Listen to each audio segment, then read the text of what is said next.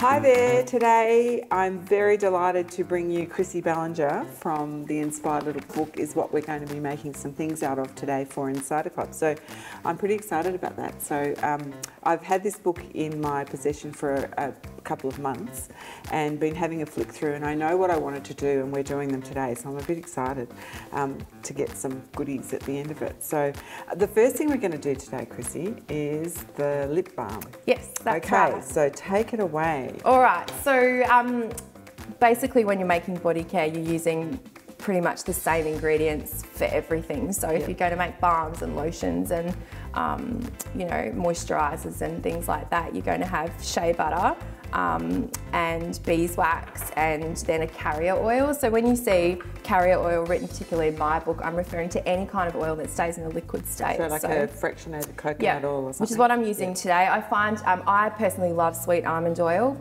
but so many people tend to have allergies these days with nuts and they can't use that. In saying that, there are some people who do have allergies to coconut as well, but it's a lot less. So where do you get something like this, the shea butter? Well, I stock everything on my online store. Awesome. Yeah, so it's nice to know that, you know, and when I wrote the book, my mission was to make something simple that people could, it felt realistic. They could look at it and go, well, I only really need 3 ingredients for that. Yeah. There's no massive list of stuff. You don't have to go to Europe to pick up That's something right, yeah. like my recipes. Oops. That's okay. And then the beeswax I can get from you as well. And the beeswax as well, which I stock organic. Most of my products are organic where I can source it, and I try to source within Australia always. So we'll have the links to everything on the recipe when you are making this, so you can just click through and get whatever you need. Yeah, cool. So using a Thermomix obviously makes it so easy because you can just put it all in there, weigh it in, and then just let it melt and get other stuff ready. But with any kind of balm, you're going to want to melt everything down first, and then, you know, every balm basically looks the same until you add something else. So when I'm making deodorant, I'll add bicarb and arrowroot flour, and that pretty much turns this into deodorant as opposed to lip balm. You've got creative license to use any essential oils that you want, whatever you feel like. We're doing peppermint today. But yeah, so I'm going to add the shea butter in first. And a good tip when you're making body care in your Thermomix is to keep the ingredients off the blades as much as possible as you're pouring it in, especially the beeswax. These tiny little pellets will not melt on the blades like anything in the Thermomix. So if you find that they are on the blades and you finish melting, just stop the machine and kick it off the blades and then just give it another little melt. Like chocolate, Yes, that's right. I know all about chocolate and melting. Yes, me too. All right, and so then in goes the carrier oil. So that's it, shea butter, beeswax, carrier oil. What makes this different from any other balm or lotion is that the ratio of beeswax is really high. So you're getting a balm that sets, that's more of a... And it will sort of be stable at room temperature. Yes, it will pretty much stay stable at most temperatures, but you need to be careful as well that you're not leaving it in the heat because it will return back to a liquid state if it's hot enough.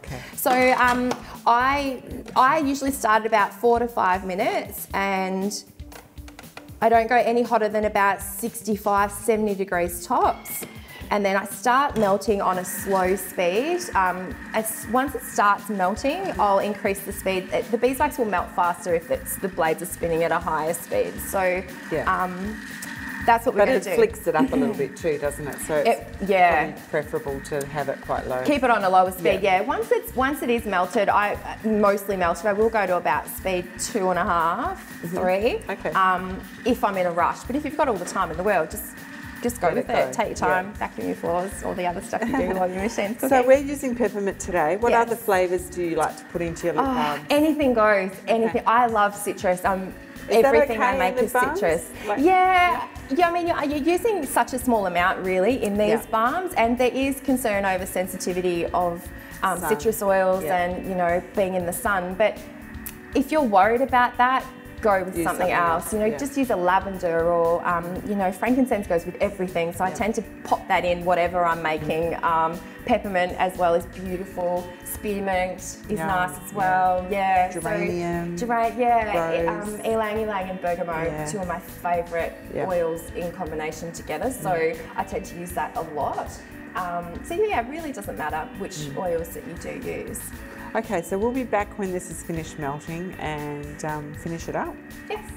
Okay, so it's melted, we think? That's right, Yep. It is melted. So I have a check to make sure there's no beeswax floating around. And sometimes there is, and if there is, you can either pick it out if it's one piece or let it melt for another 30 seconds or so. Yep. I don't add my essential oils first. I like to make my balms and then add the essential oils at the end. Yep. And there's always a guide as to how much you add. So, you know, I might add about 10 drops of, I've got doTERRA peppermint oil here, which it feels beautiful on your lips. And I'll add about 10 drops. And if you feel like you need a bit more, add a bit more. Even if you've made a balm and you pour it and you use it and you think, oh, I don't feel like it's enough, scrape it out or scoop it out and remelt it and add a few more drops of oil. There's, you know, you can do whatever you like. So I'll just add. Literally count the drops. I do. Yeah. And the peppermint will sort of make it all tingly. And it is a little bit tingly. It's a really lovely feeling, And I just give it a little mix. Now, because there's so much beeswax in here, this is going to solidify really quickly. Okay. Really quickly. So it'll start, even anything along the side of the bowl is going to start solidifying now. So I don't want to spend too much time fluffing around. I give it a little bit of a mix. And then I want to pour it into my tins. And you want to have your tins ready and prepared and ready to go. Because as it pours, you'll see the little channel it leaves down your Thermomix bowl.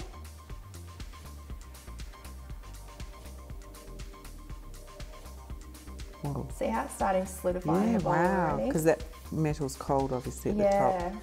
Yeah, that's amazing. And that's what you want. You want it to set. Yep. Smells amazing. So you were saying earlier, Chrissy, that you have a bowl that you keep for your body products, a Thermomix bowl basically. I do. Yeah, I can see why, because it would just be easier to not think about it in terms of, you know, I know you clean it, but it's probably easier to... It is if you've got the luxury of having multiple bowls. Not everybody does, and if you don't have extra bowls, you can clean it out. I do have links on my site and information on how to, there's information in the book as well on how to clean it, but in a nutshell, you want to scrape out with a spatula as much of the balm as possible and keep it. So I tend to either, if I can't get it in a tin or a jar, I'll pop it on some parchment paper and then that's what I'll go to first, or that's what my kids will use first. The best thing about simplifying body care and eliminating all those chemicals that are in a lot of what we find in, you know, mainstream cosmetics and body care is that one balm can suit a million purposes. So that exact balm can, you know, soothe irritated skin, you know, around the eyes or on the elbows or on the hands or the heels of your feet. So it's really just changing up the oils and the ratio of beeswax. So I can see that setting already. Yeah, it's starting to set. So we'll come back and have a look at it. So at this point you could put like a little lavender flower in there, or you could put a couple of little things to make it look really cute. And you can colour it as well. I tend to go as down the most basic, simple route as possible, but you can colour it with micas, which are like ground up fine minerals, and there are beautiful colour markers out there that you can use. I have tried to use in the lip balm beetroot powder, which I've made myself. Not as easy because it tends to grab together. You can use Cape, you know, if you're into using food dyes and things, you can use a tiny bit of powdered food colouring as well, just to give it a bit of colour. It doesn't really show on your lips, but it's nice to look at, really, which is, Okay. And where do you get these little tins? You sell those as well? I do sell them as well. Yeah, to make it quite easy. Thanks very much for showing us Pleasure. the peppermint lip balm. I can't wait to try it.